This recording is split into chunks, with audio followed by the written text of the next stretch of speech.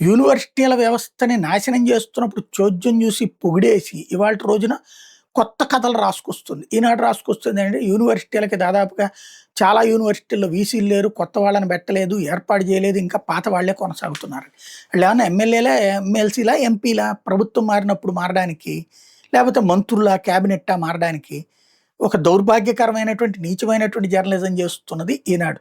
అందులో భాగంగా వీళ్ళు రాసిన వార్తలకే లోకేష్ వచ్చి లేదా టీఎన్టీయూసీ ఏదో దాని పేరేంటి? తెలుగుదేశం స్టూడెంట్స్ యూనియన్ వాళ్ళెళ్ళి రెచ్చిపోయి వాళ్ళని అవమానించి ప్రొఫెసర్‌లని, వైస్ ఛాన్సలర్‌లని వాళ్ళ చేత రాజీనామాలు చేయించారు. నాశనం చేయడం సులభం. బాగు చేయడం సాధ్యమా? అదే ఇప్పుడు జరుగుతున్నది. కొత్తగా ఇప్పుడు యూనివర్సిటీల్లో రిక్రూట్‌మెంట్ సరిగ్గా చేయట్లేదు, వ్యవస్థ సరిగ్గా చేయట్లేదంటే, వ్యవస్థ పతనాన్ని ఎప్పుడో పతాక స్థాయికి తీసుకెళ్ళాం. వాటిటి మీద విషం చిమ్మినటువంటి మీడియా సాక్షిగా ఆ యూనివర్సిటీలంటే నమ్మకం కోల్పోయేలా చేశాం. ఇప్పటికే ప్రైవేట్ యూనివర్సిటీలకు పోయేలా చేశాం. ప్రభుత్వ యూనివర్సిటీలని నాశనం చేయడంలో వాటి మీడియా పాత్ర అన్నటువంటి దాన్ని మాత్రం మర్చిపోతున్నారనమాట.